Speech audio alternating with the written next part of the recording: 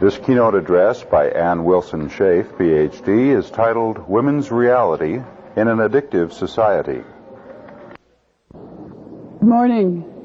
I didn't expect to be up here again so soon, but I have the great pleasure of introducing Ann Schaef this morning.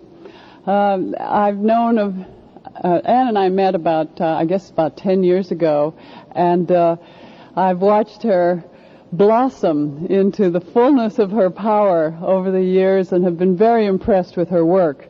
So it really is a great pleasure to introduce her this morning. She's a widely recognized author, and I'd like to mention some of her books. The first one, I think, was Women's Reality, and then Codependence, Misunderstood and Mistreated, and When Society Becomes an Addict, and Addictive Organizations, and I can't read the next one. Escape, you'll tell them about it. Okay, good. Anyway, there's a new one in process, and which is Beyond Therapy and Beyond Science, Beyond Therapy. It's really a challenge to read someone else's notes when you're introducing somebody, but in any case, I just wanted to let you know what a privilege it is for us to have Ann here this morning. And she's now engaged in doing a lot of training for therapists and other people in the helping professions, and I know that you'll all enjoy her presentation this morning.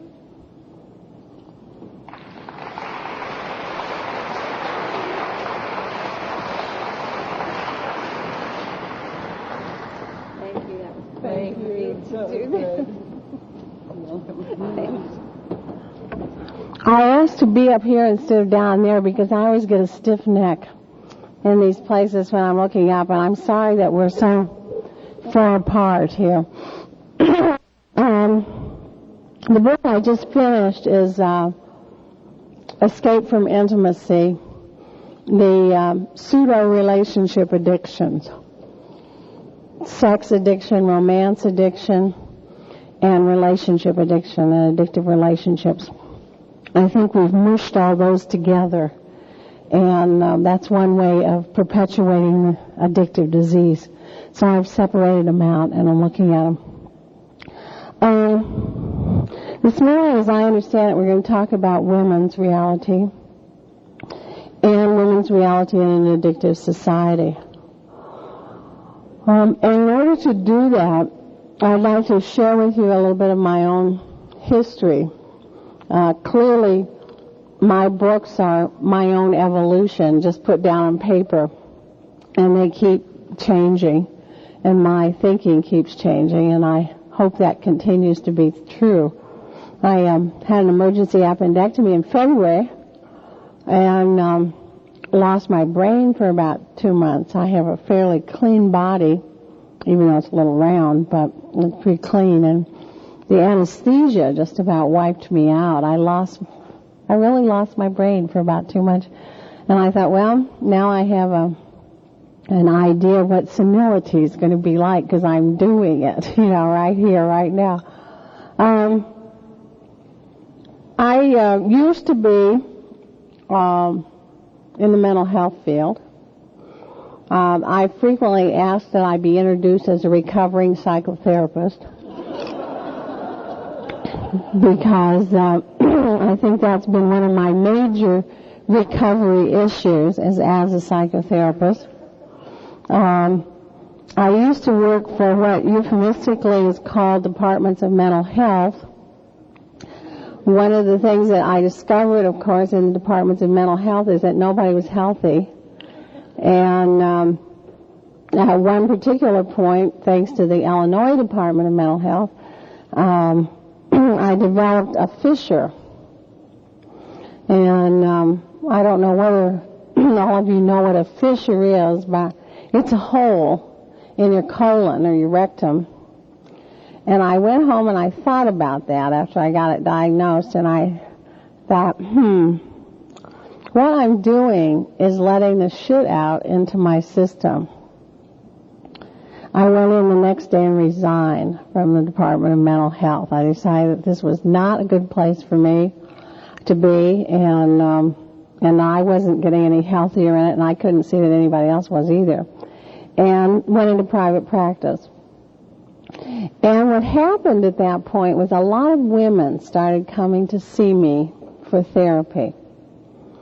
And it seemed really different to me somehow. I'm working in a system and suddenly being on my own and people handing me money for what I was doing. I don't know whether some of you have had that experience or not, but there's kind of a reality factor that hits in.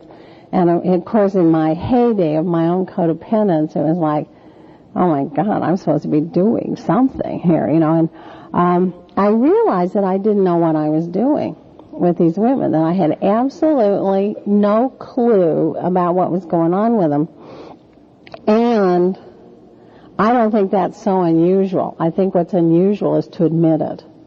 And of course, as the feminists have said for years, all my training had been in male ideas of psychology and what goes on with women and how we think and how we feel, and of course I was really good at that. I was a very good scientist and very well trained, APA approved program and all that. And so I decided to take a period of time and just listen. And put myself in as many situations as I could where there were only women present. Because I discovered very early on that if there was one man there, the women wouldn't be honest. That they would try to impress whatever, but give men what they wanted. And they wouldn't be honest about what was going on with them. So I went in all kinds of groups, PTA groups and hippie groups and junior league, and I mean just the whole gamut. And I like to talk, so it's been, you know, nice that I've had the opportunity to go into a lot of different groups. I've been invited. And after a period of years, I began to realize that I was hearing the same thing. That it didn't matter what the group was. It didn't matter where they came from. The language might be different. But what I was hearing was the same thing over and over and over again. And I began to say, you know, this sounds like concepts that women know that I've never heard. I just haven't heard it. And I began to put names on what I was hearing. And then I began to see that this not only was isolated concepts, but that it was a fully developed system that already existed, that we had tried to unlearn in order to fit.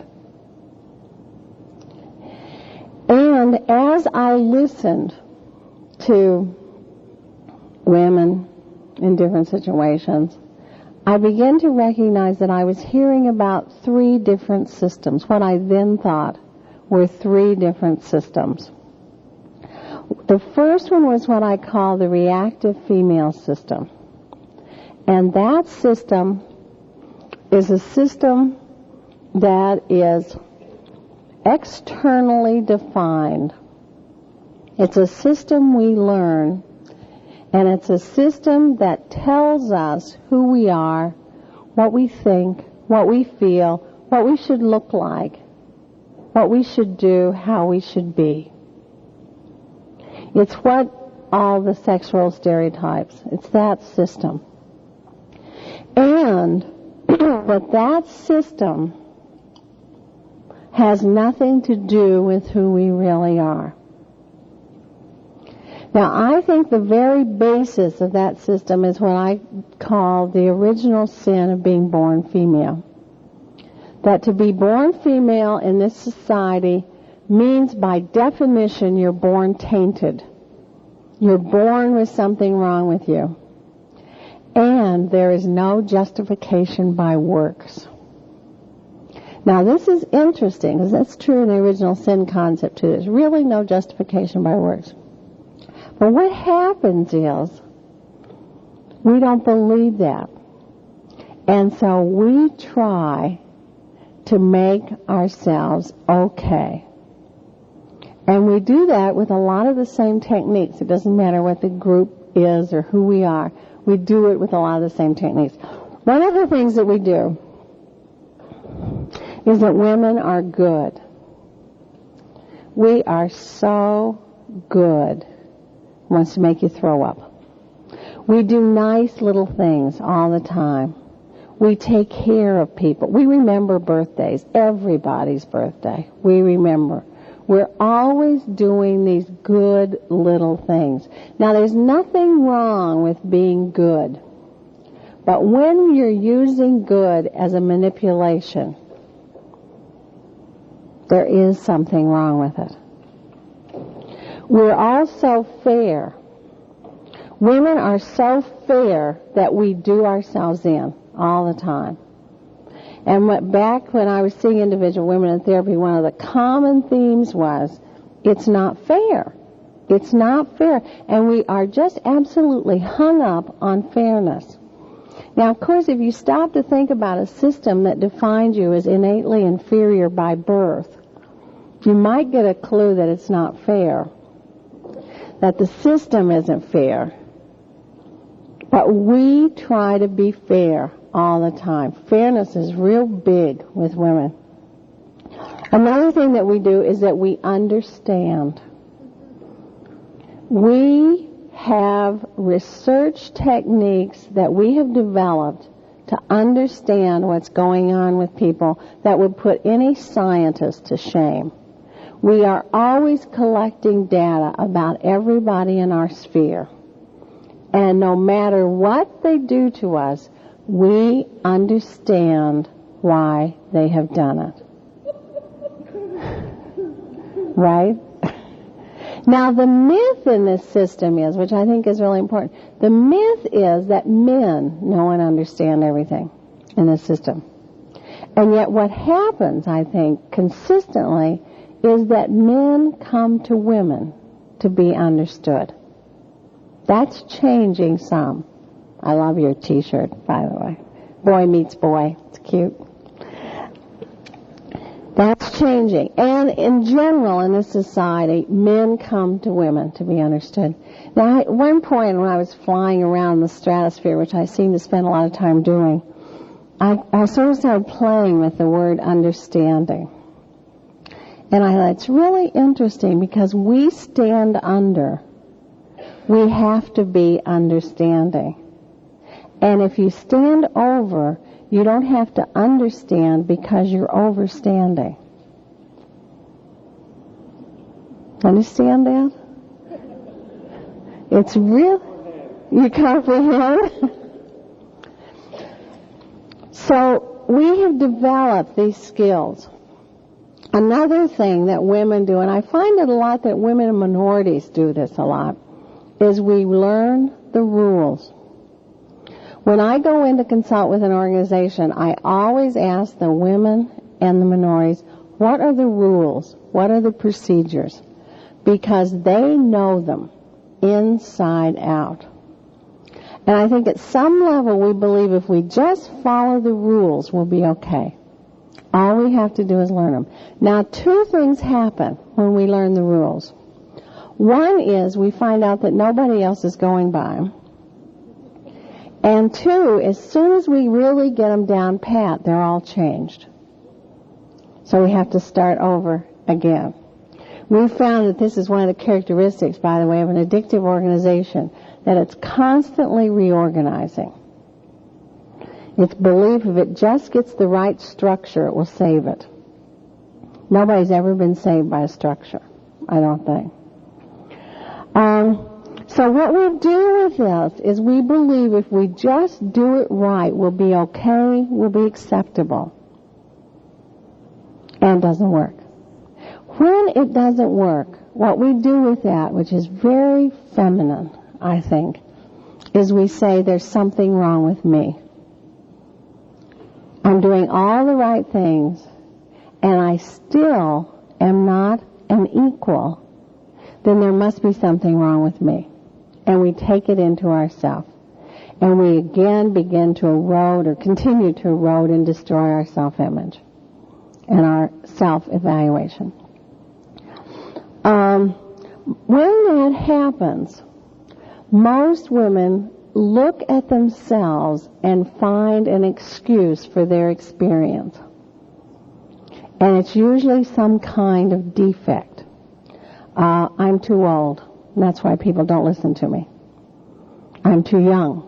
That's why people don't listen to me. I don't have enough degrees. So we get one degree after another after another. If I just get enough degrees, people don't listen to me. I'm a really poor communicator. So we go to communication skills classes up the kazoo. We believe if we can just communicate effectively that we'll be listened to. And there's always something wrong with us. Now my excuse that I used to have the experience a lot when I was in the mental health field, that frequently I was the only female at staffings. And we would be discussing a case or discussing what should happen in the hospital or something, and I would put out what I now know was a brilliant idea.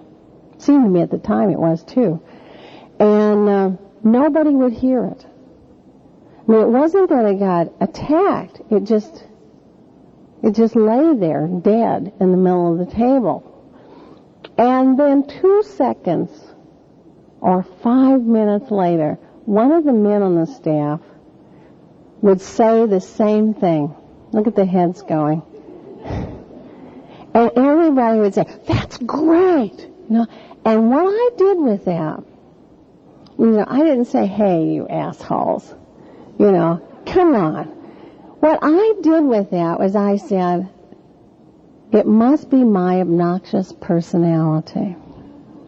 And so I tried to curb my obnoxious personality and get it boxed in so it wouldn't affect my effectiveness. What I learned as I got more and more involved in the women's movement is it had nothing to do with, well, not really, 10% was my obnoxious personality. And 90% was the fact that I was a female. And I didn't know my place. And I, unfortunately, for a while it seemed unfortunate, my parents didn't understand sexism in the society, and since I was an only child, and they raised me to believe I was equal. And it wasn't until I got to college that I discovered I wasn't. And that was kind of a shock to me. And my sorority sisters used to sit down with me very patiently and try to help me learn that I was not equal and what I should do because of that. And they treated me like I was retarded. And I began to think I was retarded. It was really interesting how all this works. My freshman year, I'm very good in math. It's like math is in the tissues and my cells. I don't even have to think about math. I notice when I'm calculating on my hand calculator that I'm figuring it ahead of the calculator and then checking it with the calculator. It's part of me, math. I love it. And so I used to take math courses to keep my grade point up because I was a pre-med major. And my freshman year in college, I took a 5-hour calculus course every morning at 8 o'clock. And I was the only woman in the class, and I was in there with 35 engineers. And I made the highest grade on the first test. And I came rushing into the sorority and saying, "Look," because we were all supposed to get good grades, that was a big deal in the sorority. "Look, I made the highest grade in the class," And there was this, "Oh my God," And it was, what have I done, So a group was appointed to sit down with me to discuss how, which was true, turned out to be, nobody in the class would ever ask me out. Not only did they not ask me out, they never spoke to me for the whole semester. But at 8 o'clock in the morning, who wants to be spoken to? I mean, especially by engineers. I mean, but this was my lack of training in the society, and I had to learn that I was inferior. It took some work on the part of my friends. And now, of course, I've had to unlearn it. I mean, life is so interesting. Anyway, what happens with this original sin of being born female? Oh, let me just say that I used this example in the book, but I really just loved it. I worked with one woman who was absolutely convinced that the reason that nobody heard what she said was because she had fat calves. And if she could just reduce the size of her calves, that she would be all right. And she could get anything else in her body to change size except her calves. It was just... Now, it's amazing how... Have you ever met a woman who believed she had a perfect body? It's always something wrong, isn't it? Your boob's too big, your boob's too small, your hips too big, your hips too small. Something's always wrong. Plastic surgeons love it, you know, because we always think if we can just modify the nose, the breast, then we'll be all right. And it's not that. It's that we have been trained to believe that we are innately inferior and that there is no justification by works. Now, what we're taught is that we can absolve ourselves from this original sin of being born female by attaching ourselves to a male and by getting male validation and approval. Now, many of us do that, and then when it doesn't work, we say, what's wrong with me? You know, I've done it, I have this lovely husband, I have nice children, I have a nice home, and I don't feel any better.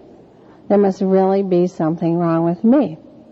Now, in the women's movement, and I think this is one of the limitations that we got into, in the women's movement, we didn't see that this makes men marriage objects.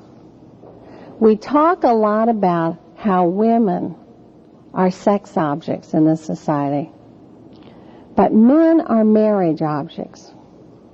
In the workshops that I did with women back in the 60s and the 70s, there were a lot of women who said, look, I don't care who he is.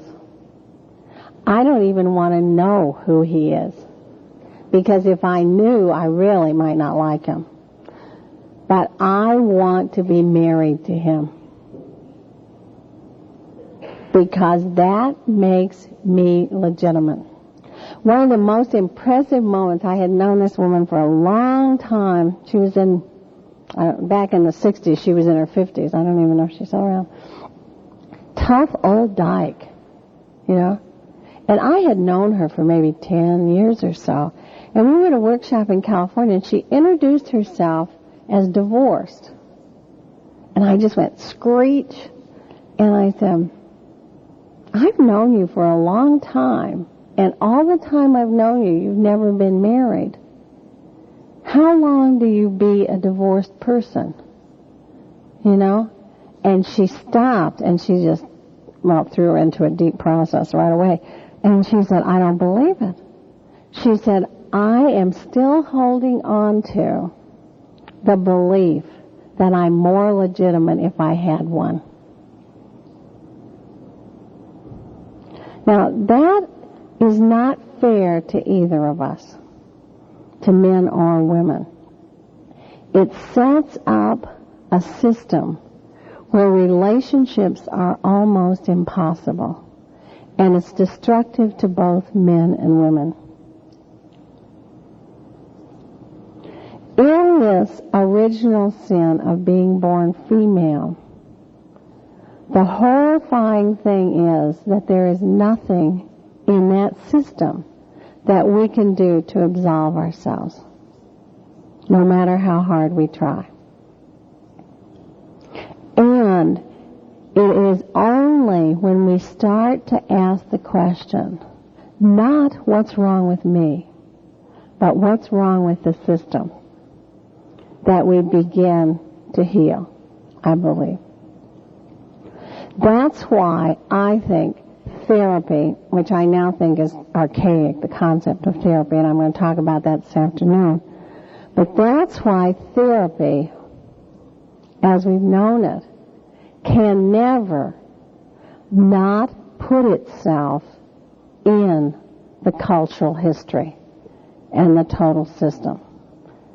And people who think the family system is the only system to consider are very myopic, I think. The second system that I began to see was what I called at that point the white male system.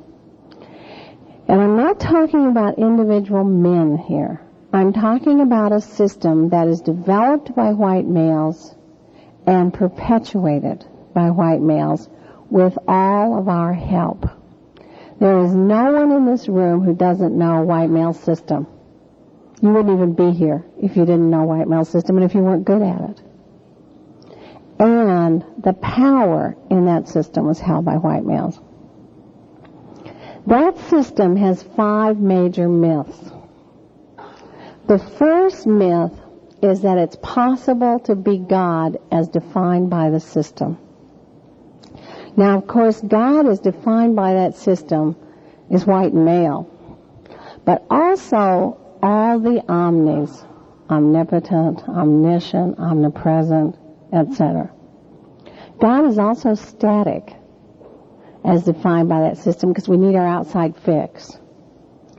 And God as defined by that system is ultimate mega controller, in charge, on top of everything. Now, when you believe it's possible to be God as defined by that system, one of the things that happens is that you let go of being human. And you forget the value of being human. And you try to force this human body into that definition. I call it girdling up. I think it's important that we use female images here. And we try to girdle ourselves into an image that destroys us.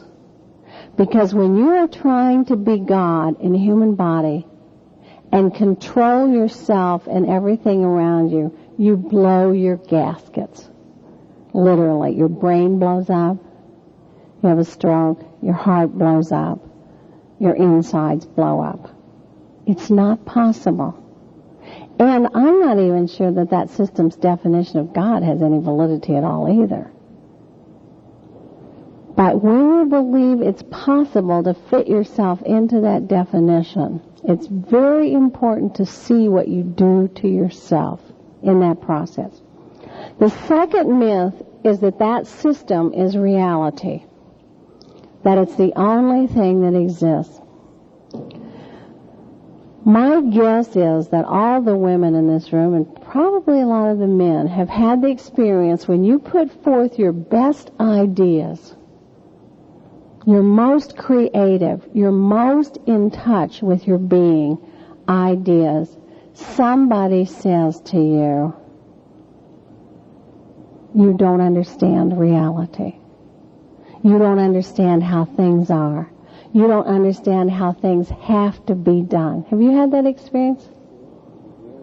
In the real world. Now, one of the things that's so confusing about this system is that it is a system that is built on illusions. I'll say more about that when I talk about the addictive system, but it's an illusionary system. And we are taught that an illusionary system is reality, and that our reality is illusion. And it's not surprising that we feel crazy. Because whenever something is the most real to us, we're told that's illusion. That's crazy. Whenever we put forth our perceptions, we're told we're sick, bad, crazy, or stupid. One of my friends has added fat, sinful, ugly, and incompetent. I have learned when I get a bunch of adjectives like that thrown at me, I immediately stop and say, we're in a systems warp. I'm not sure we can communicate. I used to try to deal with that. That was my codependence. I used to try to get across that gap. It's a system warp. We're talking out of different systems here. But there's nothing wrong with my system. You just don't know it. But I do now. See, that's the difference. Now, I think that one of the things that has stopped women from putting forth our perceptions is that most of us, I think, would take on a system. And most of us are really nervous about taking on reality. So that when we're told this system is reality, we back off and we try to girdle ourselves into this illusionary system. The third myth is that this system is innately superior. Now, one of the things I love about the second and third myth is, if it's the only thing that exists, what's it superior to, right? But, as we find in this system, it makes up its own logic. And so it changes it whenever it needs to in order to fit its mythology or to fit its myths. So it switches just like this all the time, which makes it one of the hard things to catch it in. The fourth myth is that it knows and understands everything. So that anything that is not understandable by this system, by definition, doesn't exist. So this wipes out about 3/4 of your experience and your reality. Now, the whole field of humanistic psychology came into existence, I think, at least partially, because there was a whole area of reality that was not being attended to and addressed in psychology. And humanistic psychology, and I was way back in the early beginnings of this, by the way, said we have to pay attention to this, and we're going to make it legitimate by making it a field in psychology. Of course, there's a problem probably in psychology. But what happened is we have illegitimated so much of our experience in order to try to fit in to the system that knows and understands everything. Now, you can see how that affects our epistemology, how it affects what we teach, how we teach it, what's available to learn, etc.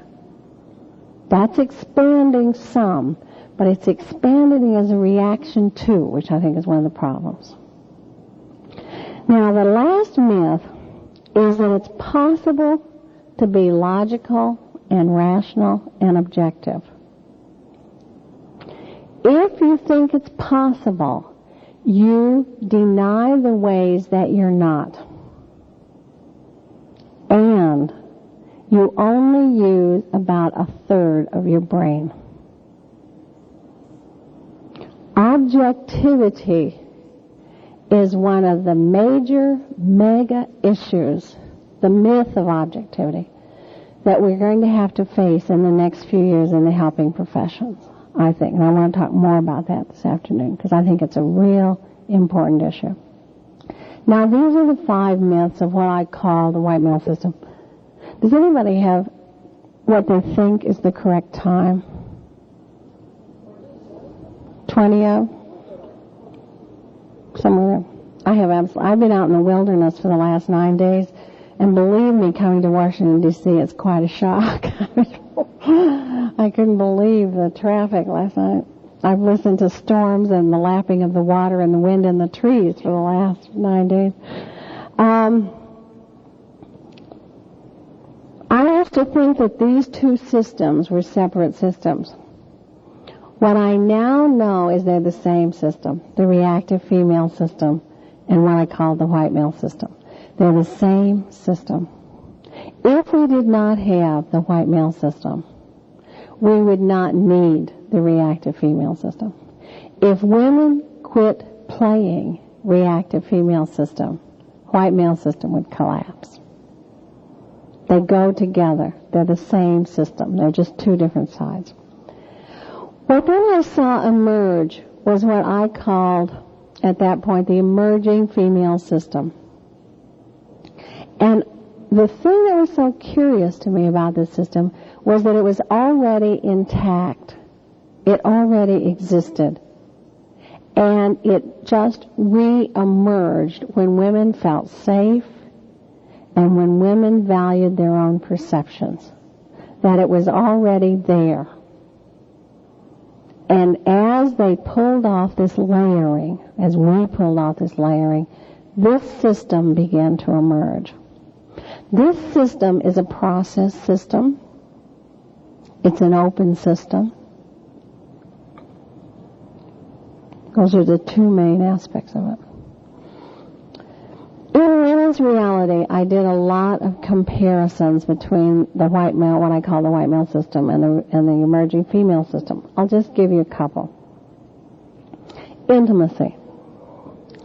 In the white male system, intimacy is approached physically. That to get intimate with another person, you get physical, usually sexual. It's usually sexualized. And that's the way one gets intimate. In the emerging female system, to get intimate, you talk. And you talk. And you talk. And you talk. And you learn about each other. And it's an ongoing process. Now let me give you an example of this. When I first started this, I was working with a couple in therapy. And they came in to see me because of problems that she was having, but he was willing to come. And this is usually the way it is. He traveled a lot. He was a salesman. When he was flying in, his fantasy was that he would walk through the front door, they would kiss, they would go to the bedroom, they would make love, and then they would be reconnected. Her fantasy was that he would walk through the front door, she would tell him everything that she had done while he was away, everything she'd been thinking, everything she'd been feeling, any new insights, information she had, gossip, the whole. He would do the same thing. He would tell her all about a trip, what he was thinking, what he was feeling. He had all that alone time. She was clear. He'd had some new insights about himself, et cetera, et cetera. Then they would be in touch with each other. They may or may not make love, but probably they'd wait till that evening when the kids were in bed, et cetera, et cetera. Now, they came into therapy because of her sexual problem. They both thought that she was frigid. They had different approaches to intimacy. His was reality, and hers was sick, bad, crazy, stupid, fat, sinful, ugly, and incompetent.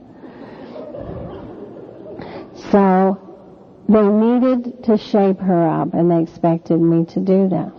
They didn't see that they had just different approaches. And for them, each was valid. Communication. In the white male system, communication is always done to control and manipulate. In the emerging female system, to communicate, the word that comes up with women all the time is to bridge. That the purpose of communication is bridging between my isolation and your isolation, connecting across. Very different uses for the same word. Relationships. In the white male system, relationships are always conceived of as one up or one down.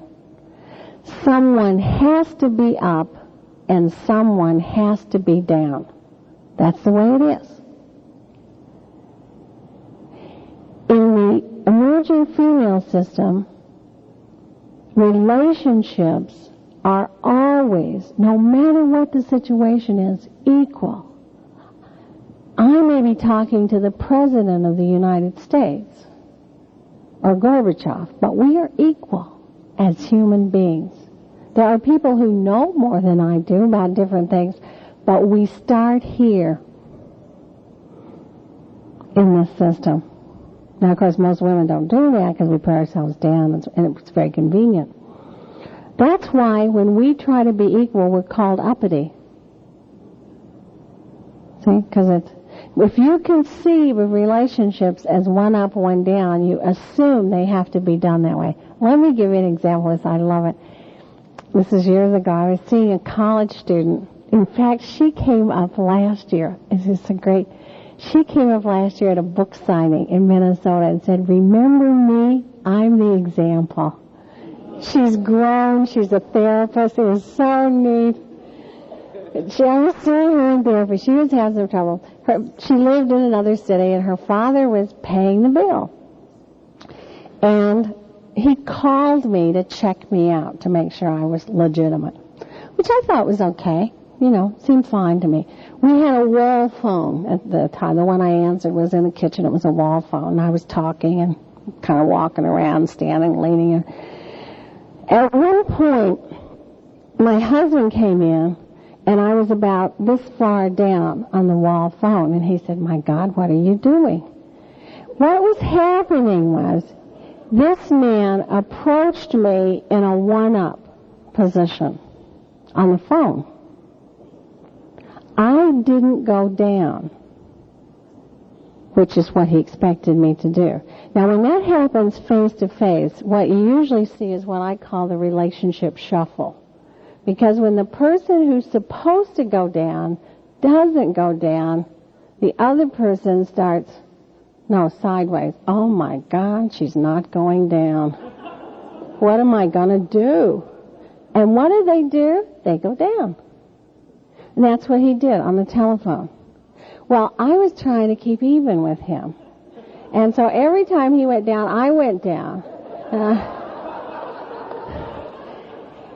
What I realized in that conversation was that his dedication to his system was much stronger than his opportunity to be peer with me, which is what I was offering.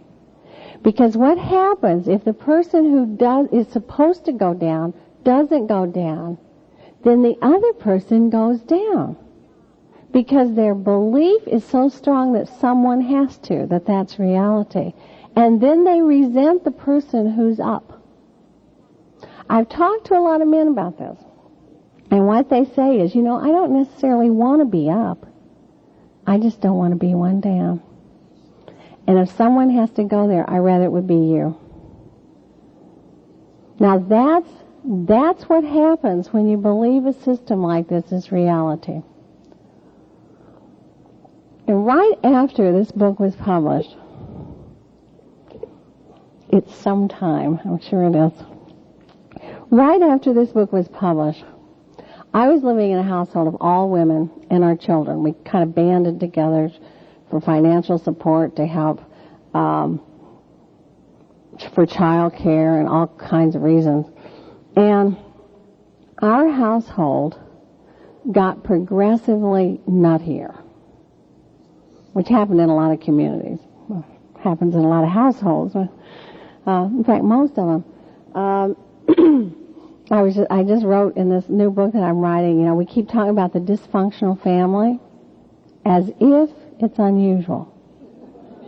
Yeah, as if there is functional family in this. I'm not really sure there is, and then we say, well, this person came from a dysfunctional family, and then psychologically we think that explains this, this, and this, and this. But, of course, 97% of the population comes from dysfunctional families. So our illusions are wonderful. Anyway, what happened was that my way of coping with this, and I've had to make amends to my kids for this, but I schedule more and more out-of-town speaking engagements. But I would come home, and I was big mama codependent of the group.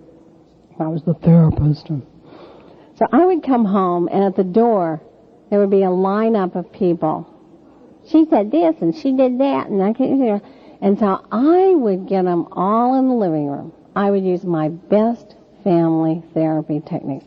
I would get them all in the living room, facing each other in a circle, and we would spend hours with, now what did you say to her? And how did you feel about what she said to you? And how do you feel about her reactions to what you said? And we didn't get any better. You know, and I began to feel real inadequate as a therapist because nothing was working. Because I was educated, you see. And I thought I knew something. And I think this is one of the major problems with professionals, is that we really don't know about addictions. We've had 1 unit or so in them. Excuse me, we think we know something, and we're real harmful in what we don't know. And so it took me a while to realize that one of the members of our household was an addict. See, we don't drink much in my household. It's sort of there. You can if you want, but it's not serious. But I really kind of zeroed in and decided that she was an alcoholic. And so we now have the concept of intervention that we use in treatment of addictions. And this, you know, sometimes people will prepare for an intervention for a year with the family and help them get ready. And because an intervention is not a blaming or a confrontational situation. An intervention is to share with the person excuse me, the effect that the disease has on you, your care and concern about the person, to set limits and consequences that you are willing to follow through on. That's what an intervention's about. So I did an intervention with her. She was coming into the bathroom one day, and I was going out, and I figured I had the upper hand. And so I looked her straight in the eye, and I said, "I think you're an alcoholic."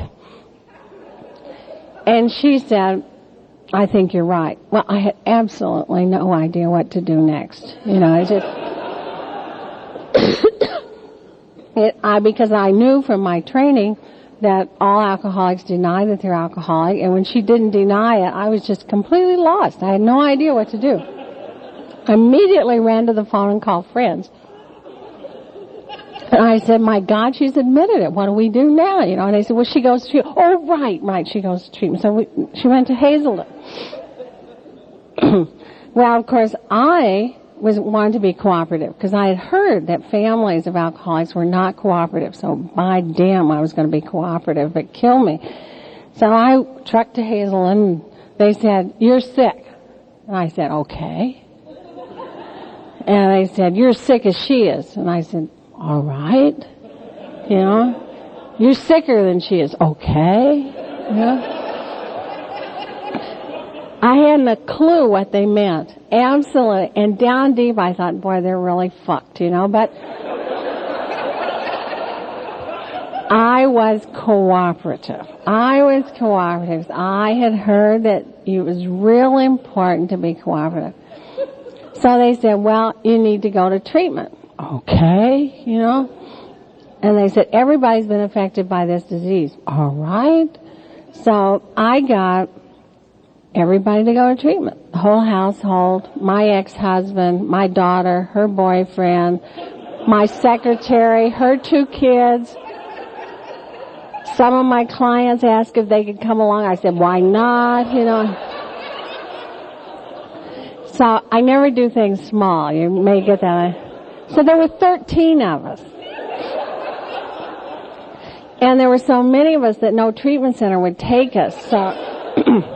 So we hired the staff, and they came to us. And we got treatment. And one of the things I now know is we spent a week learning about her disease. You know, they didn't know much about my disease at that point. And so I spent a great deal of time learning about her disease. And, of course, being good codependents, that was just fine with all of us, that we learn how we can help her. And, while at the same time saying we were sick, So, needless to say, I think at that point it was quite confusing in what we were really treating. But I then thought, I don't know anything about this. I don't know about this whole thing. I think I know something, but I don't know something. So I started reading books. The books were terrible. Absolutely terrible. I started going to AA meetings. I nearly died of smoke inhalation. I used to sit near the windows and the doors and do this all the time. And I thought some of those people were really nuts, and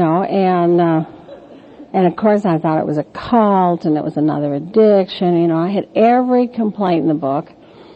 But what began to happen is when she'd get really nutty at home, I'd say, go to a meeting. And she'd go and she'd come back better. And I thought, shit, what's going on there? I have to go back and see what's going on there. So I kept at it. One day I was talking to a friend of mine. Actually, I forgot to call him and tell him I'm there. He lives in Baltimore. He's a medical doctor who's given up his medical practice to do psychic healing. He's a real interesting guy. We were chatting away, and I said, what do you think goes on at these meetings? Because I was there as a scientist. I was trying to see what went on, because I saw that people got better, but I really couldn't explain it. So I was trying to see what happened. And he said, well, most of the beings there are not on this plane. He said there are a lot of them who have recovered and who have volunteered to go to the meetings that help out, and a lot who haven't, who have volunteered to be there. So about 3/4 of the beings there are not on this plane, and that's why it works so well. I said, well, that's as good as anything that I've heard. Certainly, as good as anything I've been able to observe, so why not? So I began to learn about alcoholism initially. And after a while, I found myself saying, as I learned about the characteristics of alcoholism, I found myself saying, well, that's real similar to what I call the white male system. And that's real similar to what I call the white male system. And then I really began to look at addictive relationships because I thought that was my specialty. I couldn't really identify with alcoholism, but I could identify with addictive relationships. So I really delved into relationships as an addiction. And I for a while went with the theory that the society supports addictive relationships because addictive relationships keep you so busy you don't have any time to question the society. I still think that's really true. What we call the normal relationship, what we call love in this society is frequently an addictive relationship. And then one day I was speaking at a wellness conference, and I don't think this is an accident, but I heard myself say, it's not that the addictive system and the white male system support each other, they're the same system. That what I had called the white male system is indeed a system that functions exactly as an addict, as an active, non-recovering addict, and it has all the characteristics of an active, non-recovering addict. Our entire system, the way it functions. And when I began to see then, as the reactive female system and the white male system went together, that the reactive female system was to codependence as the white male system was to the addictive system. That the reactive female system was to see my math comes in here, I set up little equations, that the reactive female system is to codependence as the white male system is to the addictive system. Or that the reactive female system is to codependent, or is to the white male system as codependence is to the addictive system. Nice equation. And that they are the same system, all four of them, and they can't exist without each other. And Sure, my equation. That the reactive female system is to codependence as the white male system is to addiction. Or the reactive female system is to the white male system as codependence is to the addictive system. That they're all the same. They're basically all the same. You can just put equals in you. That's right. Right. Oh, good. I like him. Yes. I remember those words.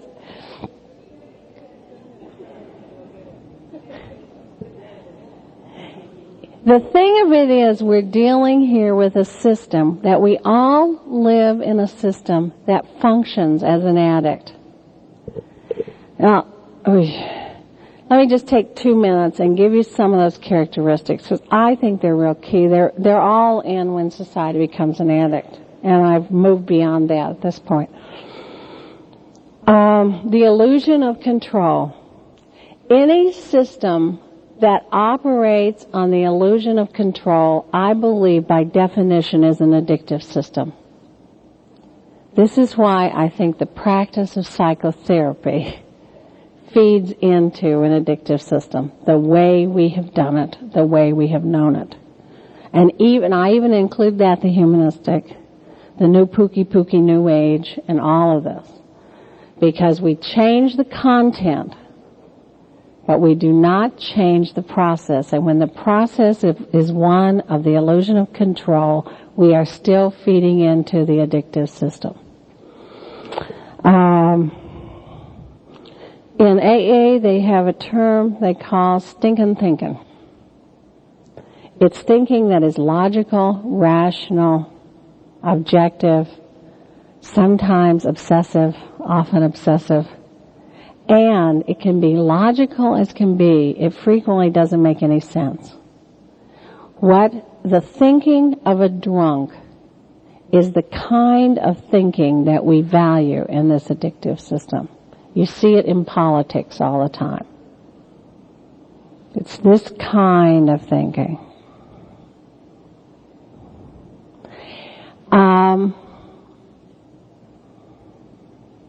Self-centeredness.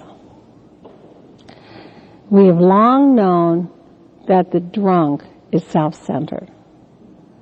Their getting their fix is the most important thing in the world. Self-centeredness is selfishness, but it's much more than that. To me, this is one of the most fascinating. I think you could spend a lifetime studying self-centeredness in yourself and others, which might be a little self-centered. But self-centeredness does mean selfishness, but it means more than that. It means defining the world from your own particular, peculiar perspective. And asking the world to fit into that perspective. It means making yourself the center of the universe. Now, for example, if I am self-centered and someone gets up and leaves, I say, don't they like me? They may have to go to the bathroom. And they may have another appointment, whatever. But if I'm self-centered, it's always for or against me. Now, you see how we do that as a nation?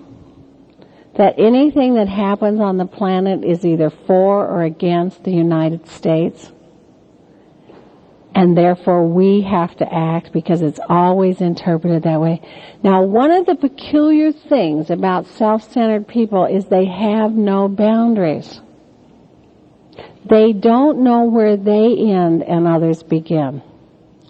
In fact, they don't even know that they end and others begin. So if you have no boundaries, it's very important that you try to control other people. Because if you have no boundaries, they are always a threat to you and your existence. Dishonesty is another characteristic of an addictive system.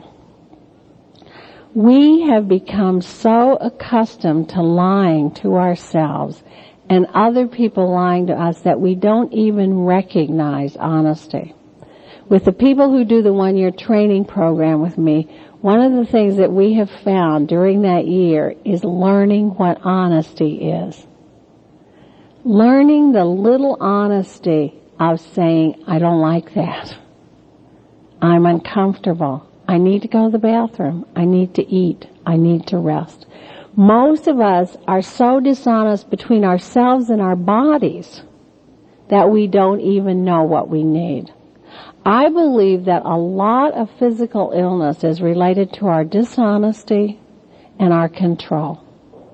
These two things. That if we dealt with these two things, we would be physically much healthier than we are. These are just a few. There are a whole bunch of them in when society becomes an addict. What became very clear to me is that we live in a society that itself functions as an active addict. Diane Fassel and I just, the book that we did on the Addictive Organization just came out this year. Because what I think is important about that is that our addictive organizations are the infrastructure that are holding together the addictive individual, the addictive family, and the addictive society. And that our organizations are a couple of major things. One is they're driving us crazy. People who get into recovery find more and more that they cannot tolerate an addictive organization. That is a threat to their sobriety.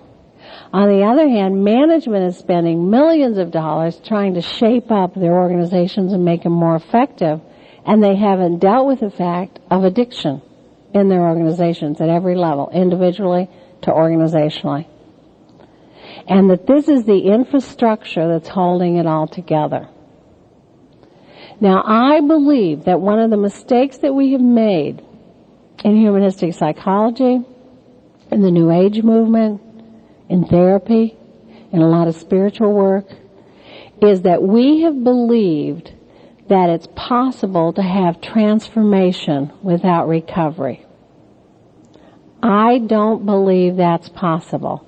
I don't believe that recovery is possible without transformation, because I think recovery is a move to another system, which I call a living process system.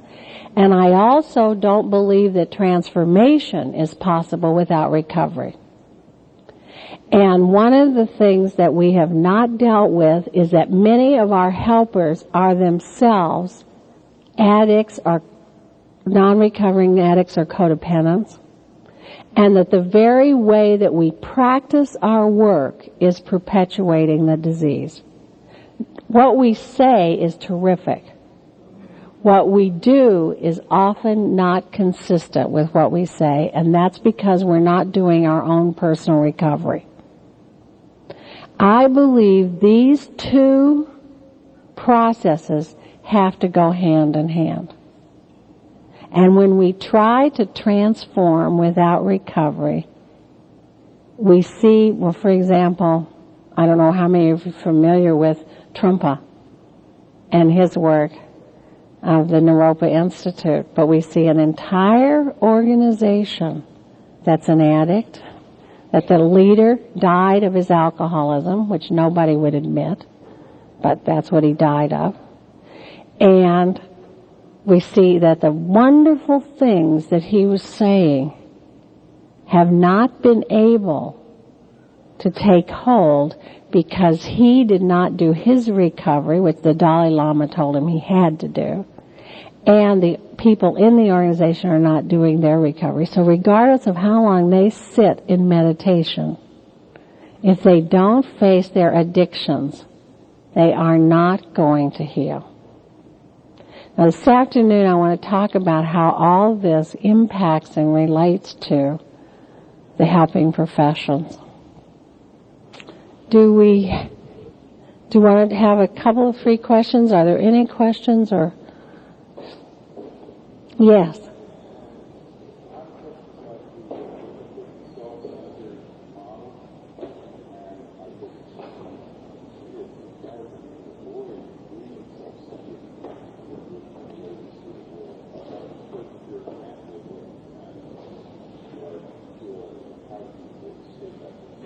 Okay, he says he has trouble with the self-centered model, that he can't imagine how we could not be self-centered in dealing with the world. And see, that's one of the things that science has tried to build in is, objectivity, the myth of objectivity. What I know is that's a disease, that self-centeredness is a disease, is part of the disease. And if you spend a lot of the time around people who have a good recovery from their addictions, you'll see that they just don't operate that way. They'll say, hey, this is your problem. It's not mine. He's in a recovery program himself. Okay, what he's saying is how can you have to see reality through your own perceptions. And how can you, what I'm talking about is not judging other people's. Now, see, the difference is, I think, to me, the reality is the hologram, and it's not a hologram; it's a holo movement.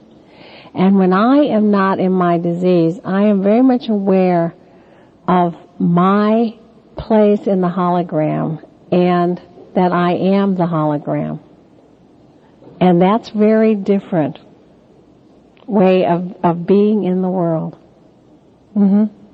Yes. Oh, how about this afternoon? Could I talk in more detail about the living process? I just came from 9 days of living process. I mean, it's a lot, and I'm working on the book too, but it's a lot, and I will talk about some this afternoon. Yes. But he's trying to understand the difference between recovery and transformation, and in terms of self-centeredness, taking responsibility for yourself. Certainly that is an aspect of recovery, owning, not responsibility, accountability and blame, but owning. The issue, I think, is the key thing of addiction.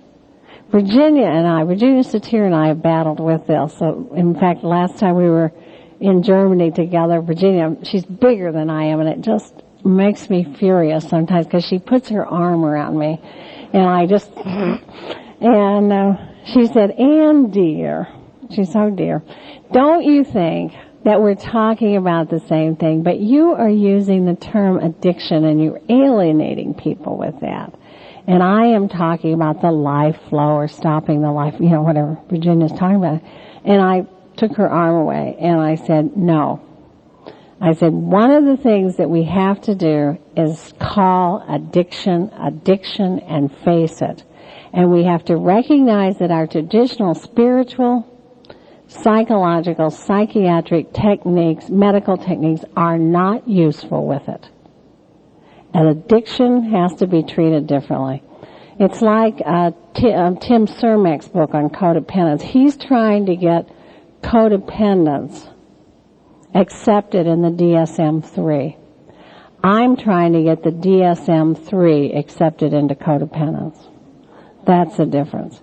I think we have to admit addiction, and you work at recovery from addiction differently from the way you work at recovery from psychological things. And that transformation takes place, but it's not a technique. Okay? Yes. Lyme disease is what I call the addictive process, which has yet, I think, gone unnamed and untreated. A lot. I don't know all.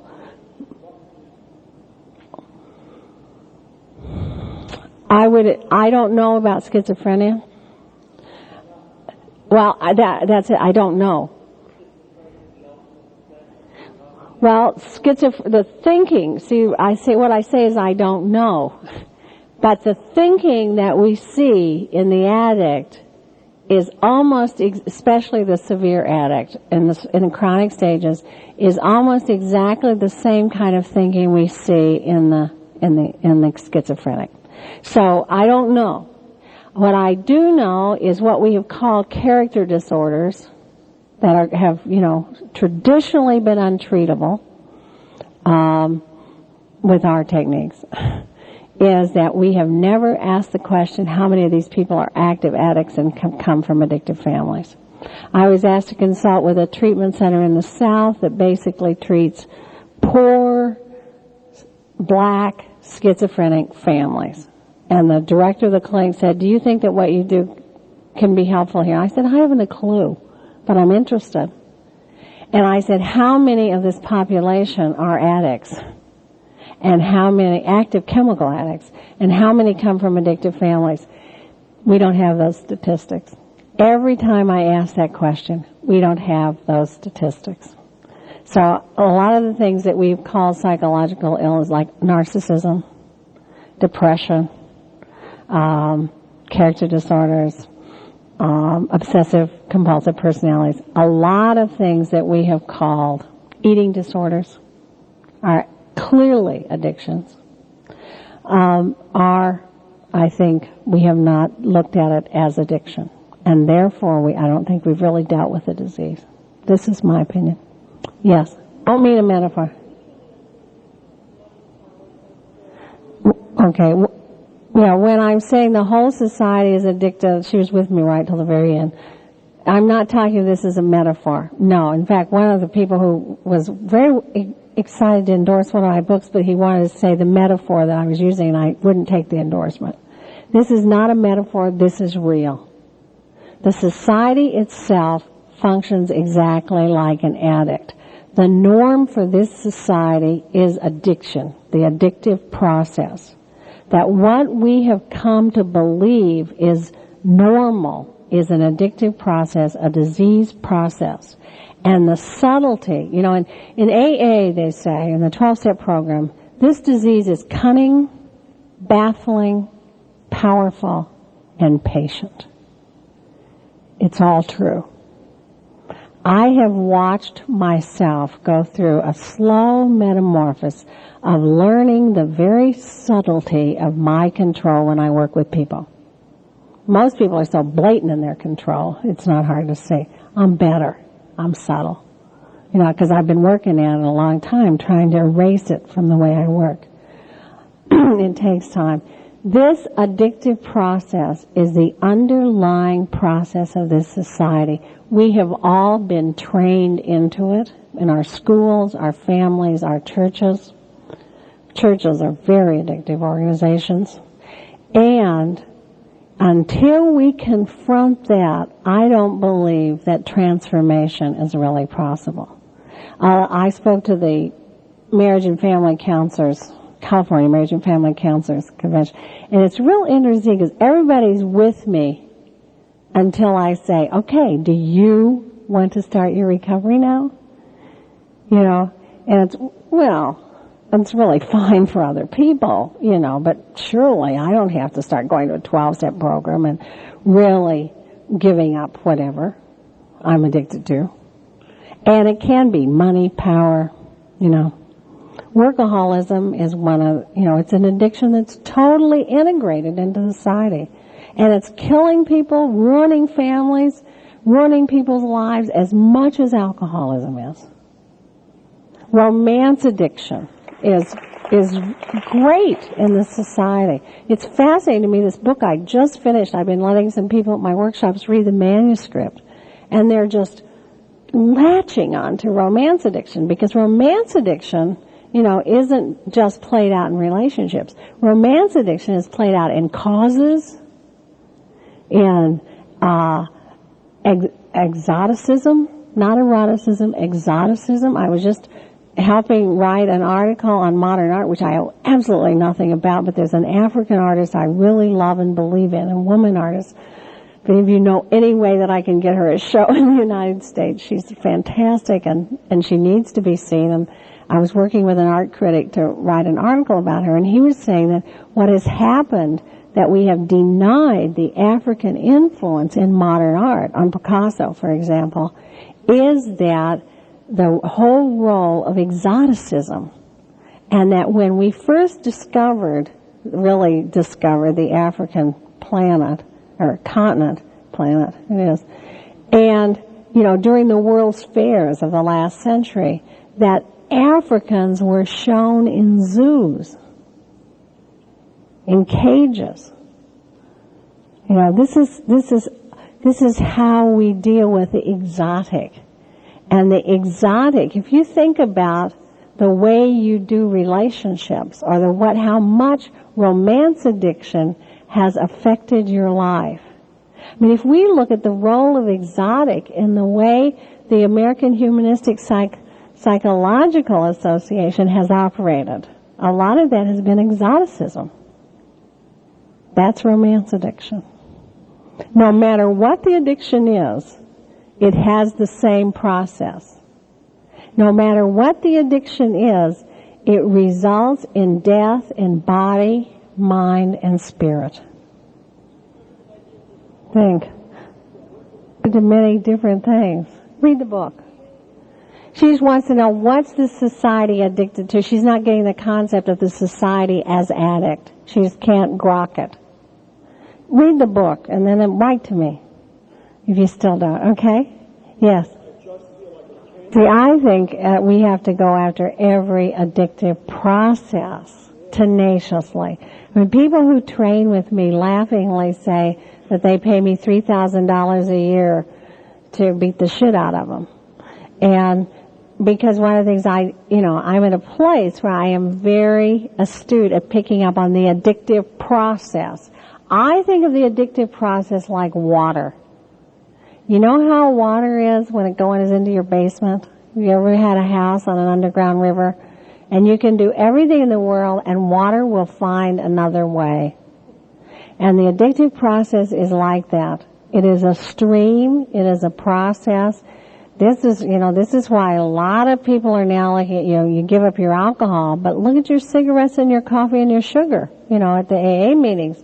And a lot of people are saying, if I am using sugar, if I am using religion or Jesus, or if I am using the New Age pookie, it's the same kind of thing.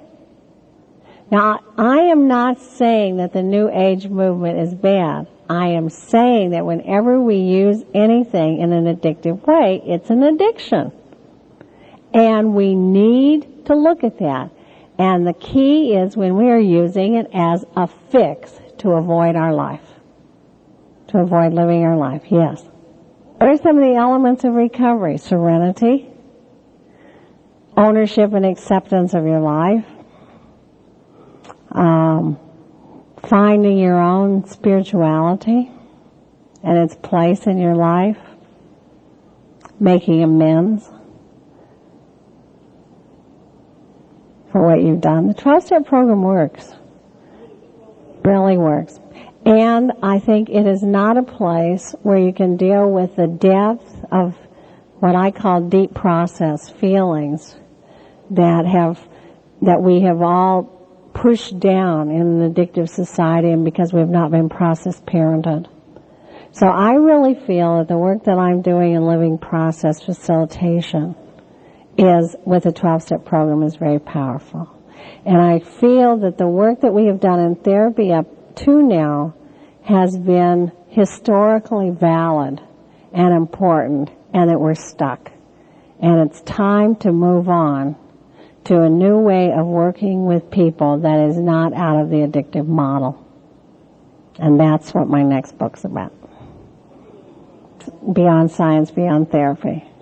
Okay. I think we probably need to quit. Thank you all very much.